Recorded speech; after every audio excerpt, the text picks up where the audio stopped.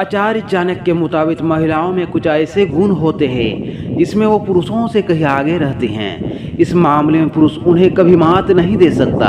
आचार्य चाणक्य ने अपने नीति शास्त्र में बताया है कि मोहिनी और मद पैदा करने वाली सुंदर स्त्री अपने सच्चे प्रेमी को कभी नहीं चाहती है। वो उसे न सिर्फ मूर्ख समझती है बल्कि घृणा भी करती है। चाणक्य शास्त्र के अनुसार जो पुरुष चाले चलता है, झूठ बोलता है, एक नंबर का धूर्त, दगाबाज और दुष्टता की खान होता है, उसे पाने के लिए मोहिनी स्त्री आतुर रहती है।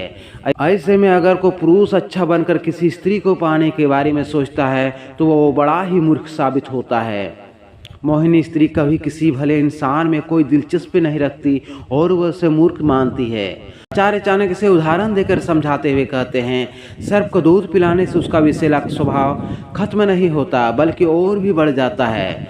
इसी तरह मोहिनी और मद पैदा करने वाली स्त्री अच्छे और सद्गुणों संपर्क में आने पर भी और भी दुष्ट व क्रूर बन जाती है। वो ऐसे पुरुष को जीवन भर सांप की तरह डसती रहती है, उसे उस पर दया भी नहीं आती।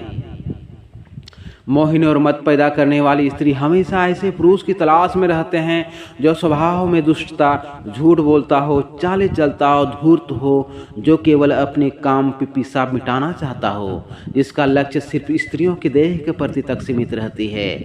ऐसे नीच पुरुषों को पाने के लिए मोहिनी और मद पैदा करने वाली स्त्रियां किसी की भी परवाह नहीं करती, अपने माता पिता, पति और संतान को भी छोड़ने के लिए तैयार हो जाती है।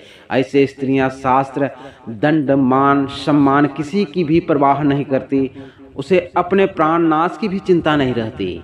चाणक्य कहते हैं कि ऐसे स्त्रियों को पाने के लिए सच्चे, सौम्य और सद्गुणों पुरुष को अपने स्वभाव में बदलाव करना पड़ेगा, क्योंकि मोहिनी और मद पैदा करने वाली स्त्री में स्वाभाविक दोष होता है। वह अपने और परायों में भेद कर पाती है और बिना विचार किए ही कोई काम करती है, उसके साथ अच्छे करने वालों का नाश ही कर देती है।